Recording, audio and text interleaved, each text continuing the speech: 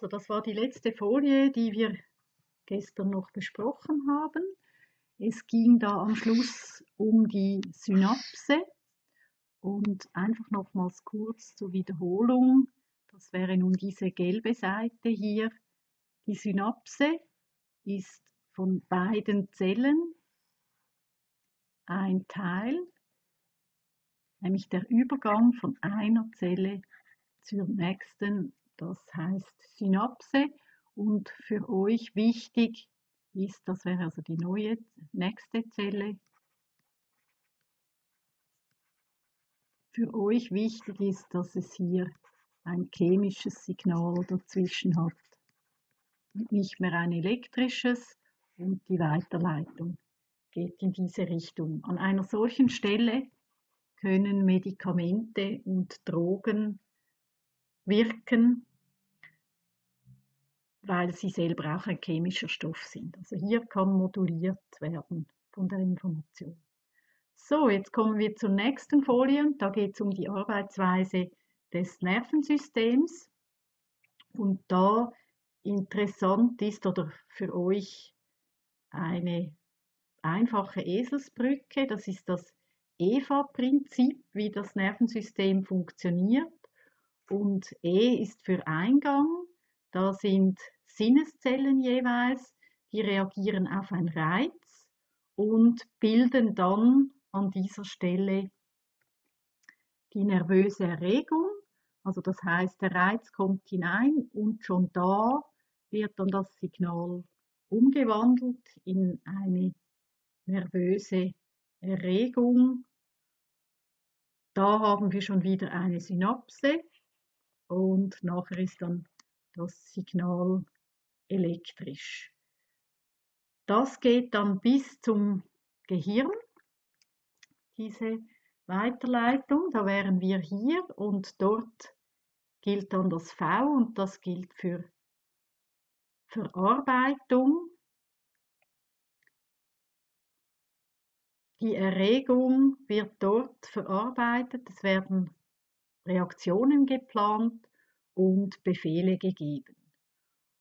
Und dann das A ist eigentlich wieder für Ausgang. Und da geht es quasi wieder zurück, jetzt über eine motorische Nervenzelle, zum Beispiel an die Muskulatur. Und dort gibt es dann eine Reaktion. Also die Nervenzelle leitet diese Befehle weiter und es geht ans Zielorgan, je nachdem, was das dann ist. Das ist eigentlich immer die gleiche Arbeitsweise des Nervensystems.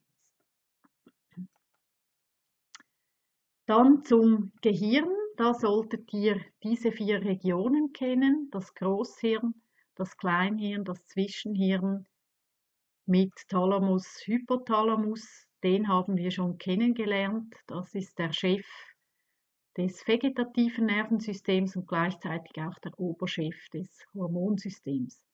Dann das Mittelhirn mit Brücke, Nachhirn, oh, das stimmt nicht, Mittelhirn.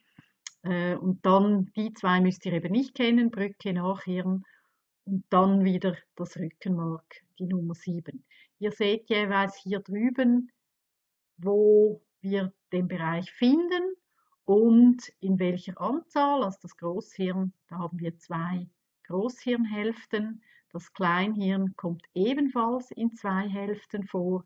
Beim Zwischenhirn haben wir genauso 2 Hälften und das Mittelhirn ist dann eigentlich ein Bereich, den wir da im Schnitt noch sehen. Jetzt zuerst zum Großhirn. Welche Funktionen hat es? Es ist natürlich das Zentrum der Wahrnehmung, des Bewusstseins. Also wenn wir etwas bewusst aufnehmen bzw. realisieren, dann passiert das im Großhirn.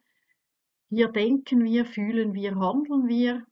Auch die Steuerung der Bewegung des willkürlichen Systems passiert in diesem Bereich, also die Steuerung der Muskulatur dann letztendlich.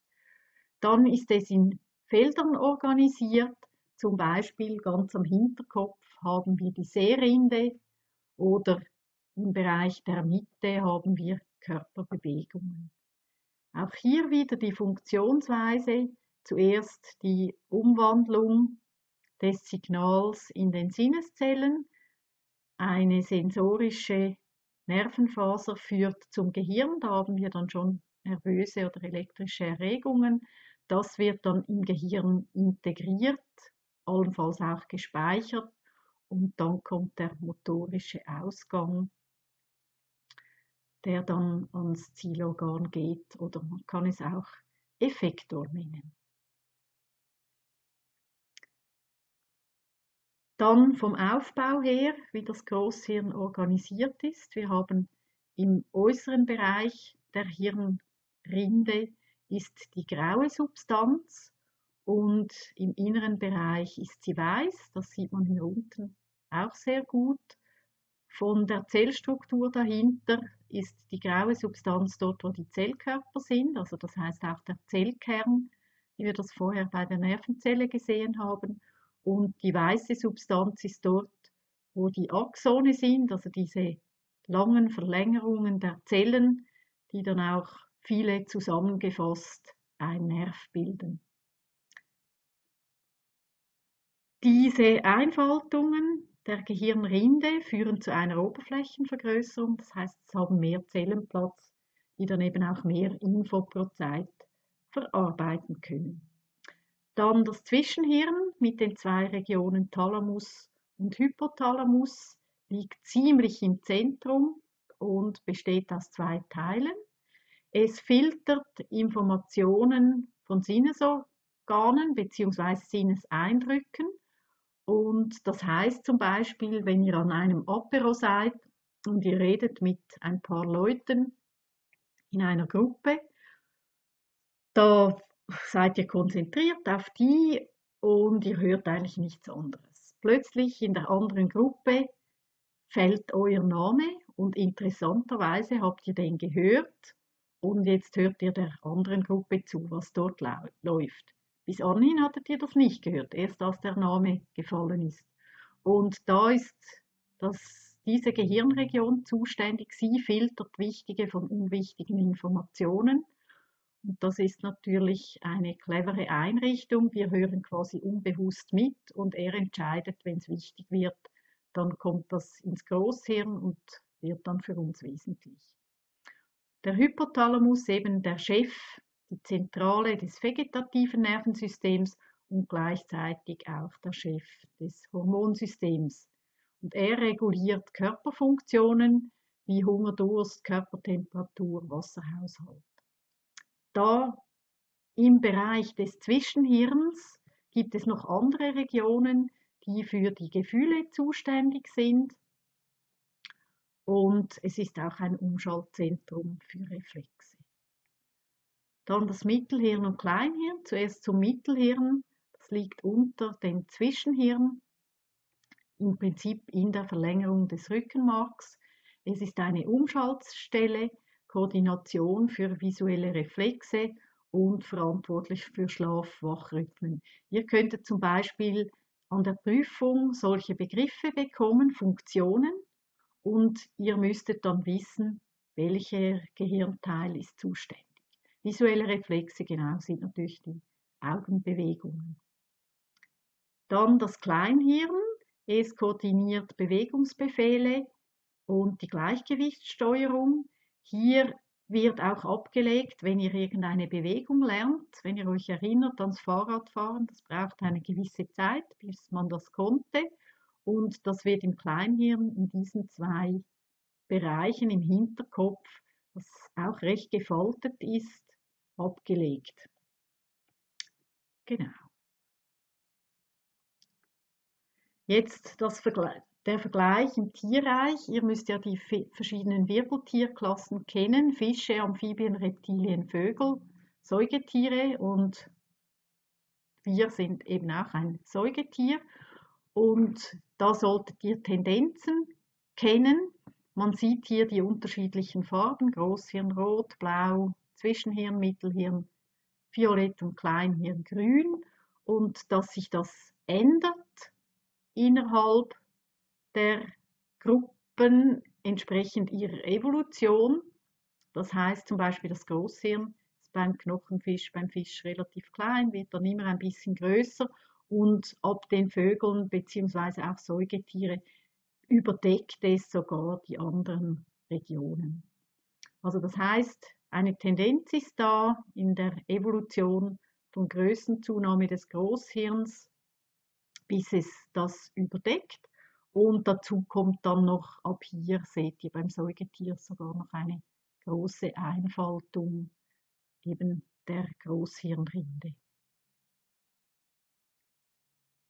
Was natürlich auch noch interessant ist, zum Beispiel das Kleinhirn ist beim Vogel sehr groß, annähernd so wie bei uns. Und das hängt natürlich damit zusammen, dass er Bewegungen koordinieren muss im dreidimensionalen Raum, auch in der Luft. Und das sind komplexe Ansprüche. Und dazu braucht es eigentlich eine größere Kleinhirnmasse. Beim Zentralnervensystem solltet ihr auch ein paar Grundsätze kennen vom Rückenmark. Einmal vom Bau her, natürlich liegt es auf der Rückseite bei uns. Erinnert euch, bei den wirbellosen Tieren liegt es im Bauchbereich. Es ist etwa 25 cm lang, 1 cm dick. Die weiße Substanz hier, das ist anders wie beim Gehirn, liegt die weiße Substanz außen und die graue Substanz innen.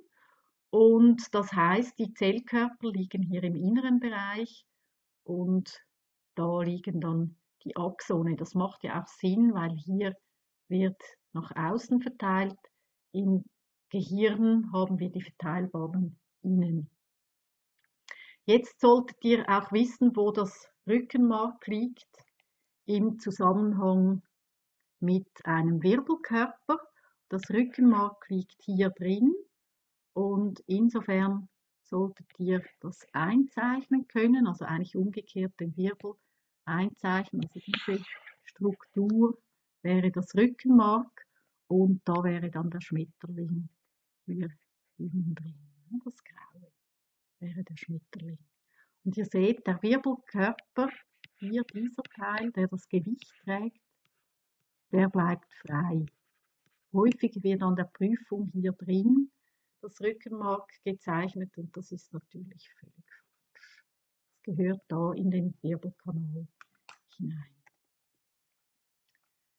hinein. Genau. Rückenmarksnerven verlassen Wirbelsäule zwischen zwei Wirbeln, das sieht man hier sehr schön. Von der Funktion her haben wir Informationsübertragung zwischen Gehirn und Körper, also das ist eine richtige Autobahn.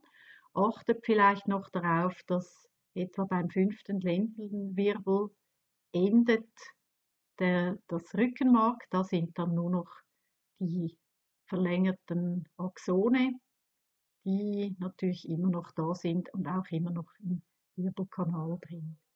Dann viele Reflexe laufen über das Rückenmark. Ihr kennt wahrscheinlich den Kniesehnenreflex, wo es einem das Bein hebt, beziehungsweise der untere Bereich, Unterschenkel werden hochgeklappt, wenn man da auf die Sehne schlägt. Und so ein Reflex geht nicht zum Gehirn, sondern der geht bis zum Rückenmark und wieder zurück. Genau. Dann Rückenmarksverletzungen, da ist zum Beispiel der Bandscheibenvorfall. Das ist, wenn die Gallertmasse aus der Bandscheibe tritt, also irgendwo hier eine Bandscheibe und da gibt es Risse drin. Hexenschüsse sind übrigens Risse in der Bandscheibe. Und wenn dann da noch die Gallertmasse, die hier drin ist und eigentlich dazu da ist, Schläge zu puffern, wenn die austritt, dann können die auf Nerven drücken, die ja da weggehen und das führt dann zu Schmerzen. Bei der Querschnittlähmung, da ist das Rückenmark in irgendeinem Bereich unterbrochen. Die Informationsübertragung wird natürlich dann unterbrochen. Motorisch oder auch sensorische Lähmungen können dann passieren. Und das ist dann Muskulatur, die dann nicht mehr bewegt werden kann oder auch Gefühlslosigkeit oder Verlust der Kontrolle über innere Organe. Also je nachdem, auf welcher Höhe das ist, betrifft das dann unterschiedliche Organe. Zu den Sinnesorganen, da werden wir noch eine separate Vorlesung haben zum Auge und zum Ohr. Einfach mal als Überblick. Ihr wisst, dass in den Sinnesorganen die Reize aufgenommen und dann umgewandelt werden zu elektrischen Signalen. Das ist das, was wir hier sehen. Also Reize werden umgewandelt in nervöse Regungen. Das ist dann elektrisch.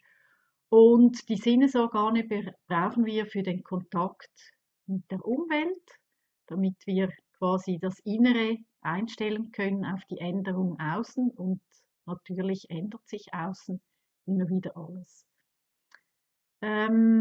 Aufgrund dieser Signale ändern wir dann Bedingungen innerhalb des Körpers, und so können wir dann adäquat auf äußere Einflüsse reagieren.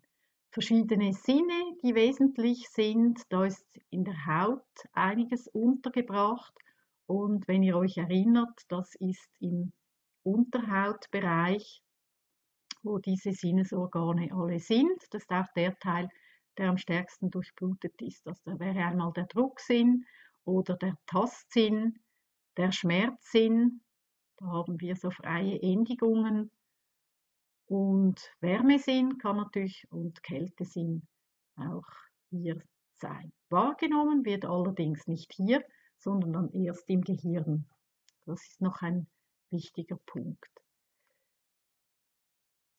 Man sagt ja eigentlich zum Beispiel, ich nehme am Finger irgendwie Druck oder Temperatur wahr. Das stimmt nicht. Die Wahrnehmung findet im Gehirn statt.